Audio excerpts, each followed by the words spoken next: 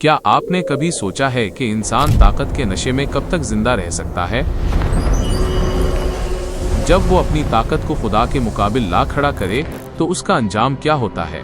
یہ کہانی ہے ایک ایسی قوم کی جو پہاڑوں کو تراش کر گھر بناتی تھی، جو اپنی شان و شوکت پر فخر کرتی تھی،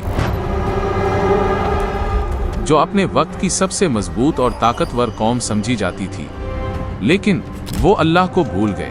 وہ سمجھ بیٹھے کہ ان کی طاقت ہمیشہ رہے گی۔ یہ ہے قوم عاد کی کہانی، جو آج بھی ویران زمین پر ایک نشان کی صورت باقی ہے۔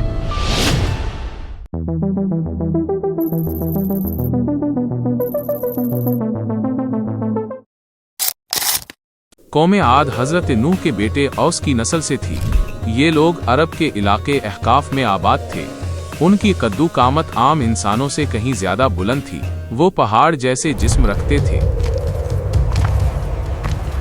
اور مضبوط قلعے جیسی ہڈیاں۔ ان کے شہر بڑے بڑے ستونوں سے مزین تھے۔ وہ اپنی تعمیرات پر ناز کرتے اور کہتے، ہم سے بڑھ کر کون طاقتور ہے؟ لیکن یہ سب غرور کا کھیل تھا۔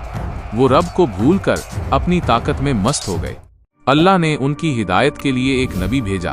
حضرت ہود نے اپنی قوم کو پکارا، اے میری قوم، صرف اللہ کی عبادت کرو، اسی نے تمہیں پیدا کیا ہے۔ انہوں نے کہا، شکر کرو اس رب کا جس نے تمہیں قوت عطا کی۔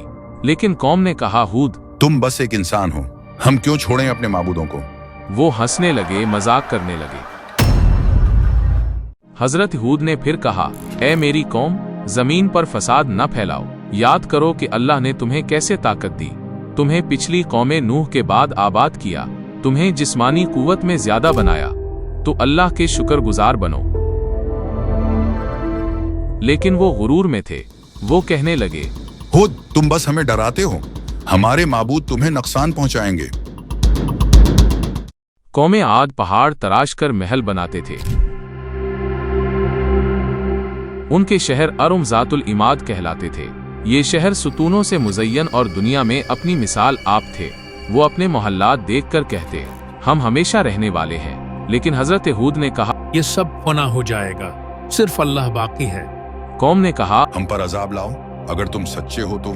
یہی ان کی ہلاکت کا آغاز تھا۔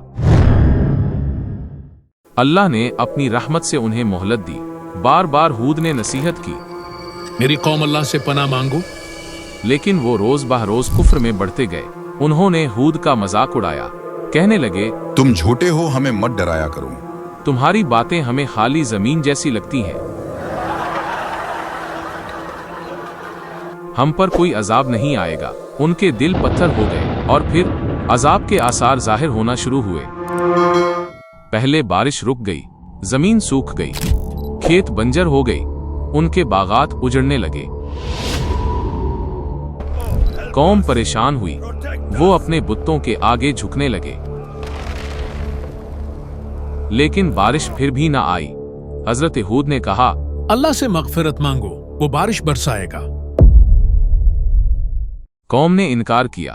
وہ ہود کی باتوں پر ہنستے رہے۔ پھر ایک دن آسمان پر کالا بادل چھا گیا۔ انہوں نے خوشی سے کہا، یہ بادل بارش لائے گا۔ لیکن وہ بادل بارش نہیں، عذاب لے کر آیا۔ اس میں ایک تیز اور تباہ کن آندھی چھپی ہوئی تھی، جو ان کے لیے موت کا پیغام تھی۔ یہ وہ لمحہ تھا جب عذاب شروع ہوا۔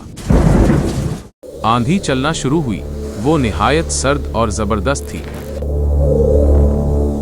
ہوا نے ان کے محلات ہلا ڈالے، درخت اکھڑ گئے، زمین پر گرد و غبار چھا گیا، ان کے چہرے خوف سے سفید پڑ گئے۔ لیکن اب وقت ختم ہو چکا تھا۔ یہ اللہ کا فیصلہ تھا۔ آندھی صرف ایک دن نہیں چلی، یہ 8 دن اور 7 راتوں تک مسلسل چلتی رہی۔ ہر طرف چیخ و پکار سنائی دیتی۔ انسان، جانور، کھیت سب تباہ ہو گئے۔ ان کے بڑے بڑے جسم ریت کی طرح زمین پر بکھر گئے۔ محلات ڈھیر بن گئے۔ وہ جو کہتے تھے ہم سے بڑھ کر کون ہے، اب مٹی میں دفن ہو گئے۔ قرآن کہتا ہے، کیا تم نے نہیں دیکھا کہ تمہارے رب نے عاد کے ساتھ کیا کیا؟ وہ جنہوں نے زمین پر بڑے بڑے ستون بنائے، और जिनकी मिस्ल कोई और पैदा नहीं की गई, लेकिन वो नाफरमान हुए। अल्लाह ने उन पर अजाब नाजिल किया, वो सफ़हा हस्ती से मिट गए, सिर्फ इबरत बाकी रह गई। हजरत हूद और उन पर ईमान लाने वाले बचा लिए गए, वो इस अजाब से महफूज रहे, क्योंकि अल्लाह अपने नबियों को ज़ाया नहीं करता। कौम के इनकार के बावजूद हूद ने सब्र किया, उन्होंने अपने रब पर भरोसा किया।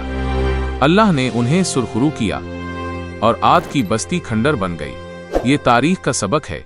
कौमे आद के अजसाम बड़े थे, उनकी ताकत बेमिसाल थी, लेकिन वो ईमान के बगैर कुछ भी न थे।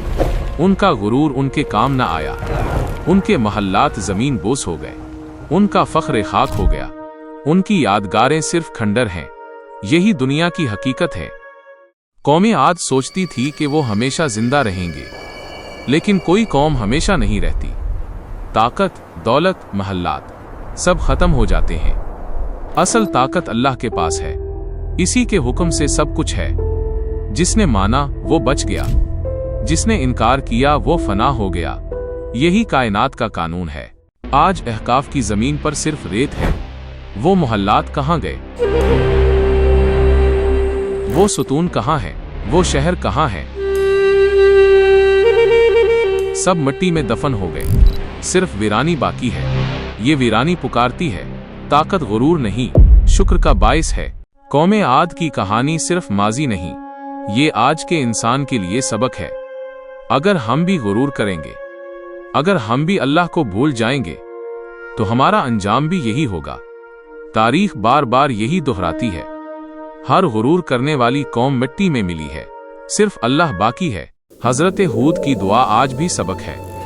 उन्होंने कहा, मैं अल्लाह पर भरोसा करता हूँ, वही मेरा रब है, वही हर चीज पर कुदरत रखता है। ये अल्फाज ईमान की रोशनी है। ये हमें याद दिलाते हैं कि भरोसा सिर्फ अल्लाह पर करो, क्योंकि वही बचाने वाला है, वही सजा देने वाला है। कुरान ने कौमे आद को इबरत करार दिया।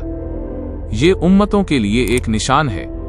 ये पैगाम है कि कुफ्र के बाद मोहलत मिलती है, लेकिन फिर फैसला हो जाता है। अल्लाह की रस्सी मजबूत है, लेकिन नाफरमानों के लिए सख्त है। ये कहानी हमें झंझोड़ती है कि हम कहाँ खड़े हैं। आज भी आसारे कदीमा में कौमे आद के खंडर मिलते हैं। रेत के नीचे दबे सतून, वीरान बस्तियां। ये सब चीख चीख कर कहते हैं, हम भी कभी आबाद थे, लेकिन ईमान के बगैर ताकत बेकार है। ये खंडर तारीख की जबान है, जो इंसान को उसके असल की याद दिलाते हैं कि गुरूर हमेशा हारता है। ये है कौमे आद की कहानी। ताकत थी मगर ईमान न था, मोहल्लात थे मगर शुक्र न था, गुरूर था मगर आजजी न थी, और फिर सब मिट गए, सिर्फ सबक बाकी है। ए इंसान, संभल जा, गुरूर न कर, अल्लाह को याद कर। अगर आपको ये वीडियो पसंद आए तो लाइक करें, कमेंट्स में अपनी राय दें और मजीद दिलचस्प वीडियोस के लिए चैनल को सब्सक्राइब जरूर करें।